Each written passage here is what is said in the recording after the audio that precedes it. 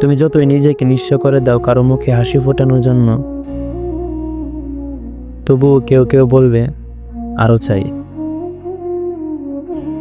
আর যখন তুমি একদিন বুঝতে পারো তোমার ভালোবাসা তাদের কাছে অভ্যাস ছিল, প্রয়োজন ছিল, কিন্তু মূল্য ছিল না, তখন কষ্টটাই ধীরে ধীরে সবচেয়ে কাছের সঙ্গী হয়ে ওঠে। তুমি যাকে সময় দিলে, মন দিলে, সে হয়তো ভাবলো তুমি তো এমনিতেই থাকবে। তোমার দেওয়াগুলোকে সে দায়িত্ব ভেবেছিল, ভালোবাসা নয়। আর ঠিক তখনই তুমি ধীরে ধীরে নিঃশব্দে ভাঙতে শেখো। তোমার কষ্টগুলো তোমার একমাত্র স্রোত হয়ে দাঁড়ায়। কারণ মানুষকে সবকিছু বুঝিয়ে বলা যায়, শুধু অবমূল্যায়নের কষ্টটা নয়। তবুও তুমি থেমে থাকো না,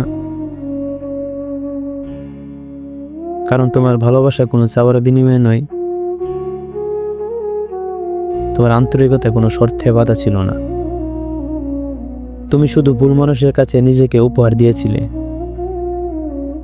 এখন তুমি নিজেকে ফেরত নিচ্ছ ধীরে ধীরে, নিঃশব্দে, নিজের মতো করে বাঁচার জন্য।